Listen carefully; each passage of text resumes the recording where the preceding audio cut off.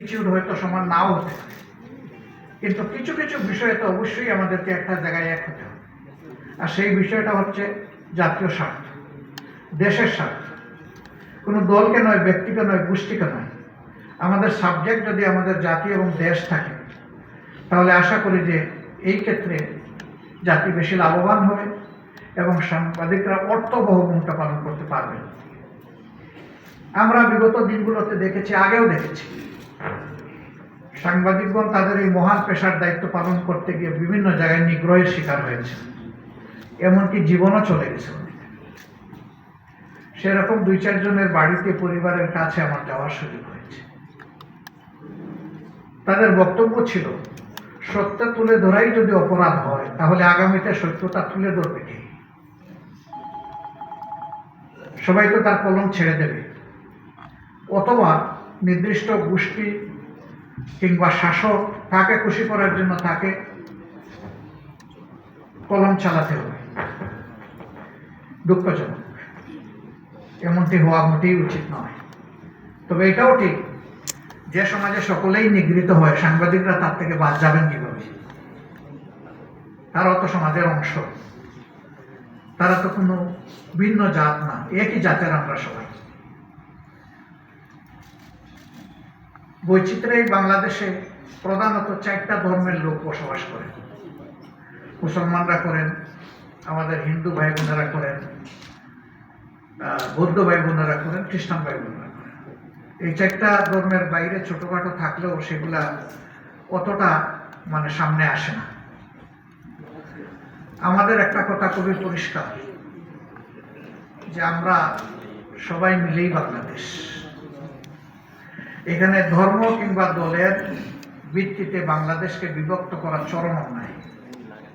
আর যেই জাতি এই ধরনের বিষয় নিয়ে বিভক্ত হয়ে পড়ে, এই জাতি হয় একটা দুর্বল জাতি, এবং দুর্বল জাতির উপরে অন্যরা মাতব্বরি করার সুযোগ পায়। এই মাতব্বরির জায়গাটা আমরাই তৈরি করে দিই আমাদের পারস্পরিক বিভক্তির কারণে। অতএব জাতীয় স্বার্থে, যেখানে জাতির স্বার্থ জড়িত, সেখানে বিভক্তি একেবারেই অগ্রহণযোগ্য।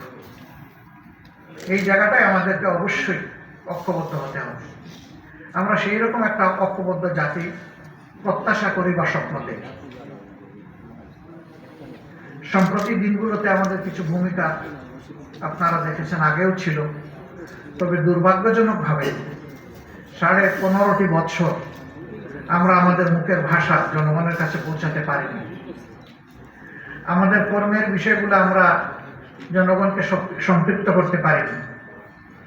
আমরা আপনাদের মিডিয়াগুলোতে চেষ্টা করতাম আমাদের বক্তব্যগুলো পৌঁছানোর, কিন্তু সেখানে যে কোনো কারণেই হোক, এই জায়গা থেকে আপনারা হয়তো মনের আগ্রহ থাকা সত্ত্বেও পারতেন না বলে আমরা ধারণা করি।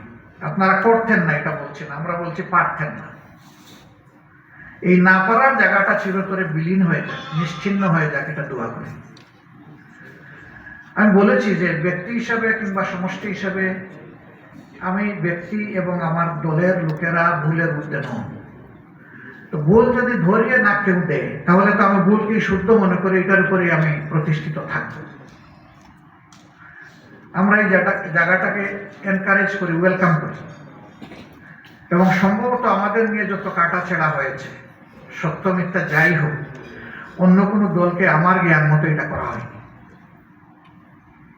কিন্তু আমরা এগুলার মধ্যে থেকে খুঁজি যে দেখি 10টা কথা হয়তো বা সঠিক নয়, একটা কথা আমরা সঠিক পাই কিনা, এখান থেকে আমাদের নেওয়ার কিছু আছে কিনা, আমরা সেটা চেষ্টা করি। এখন 10টা কথাই যদি সঠিক হয়, তাইলে আমরা কত লাভবান হতাম। আমরা লাভবান হওয়া মানে একটা দেশ লাভবান হওয়া।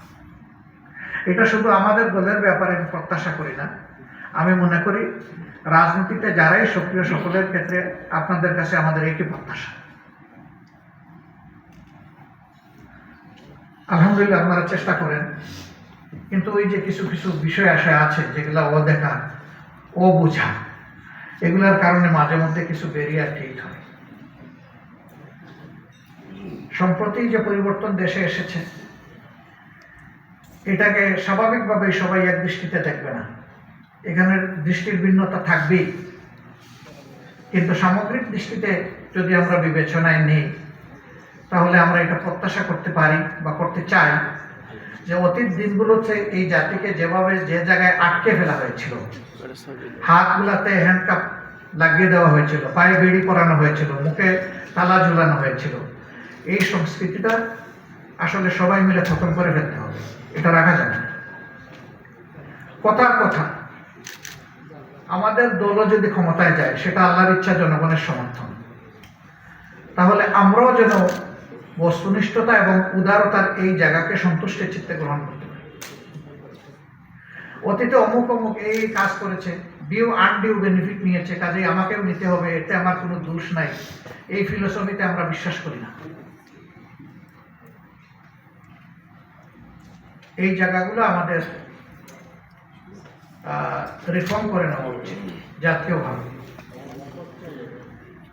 আমি আপাতত শেষে কথা বলে আপনাদের সবাইকে স্বাগত জানিয়ে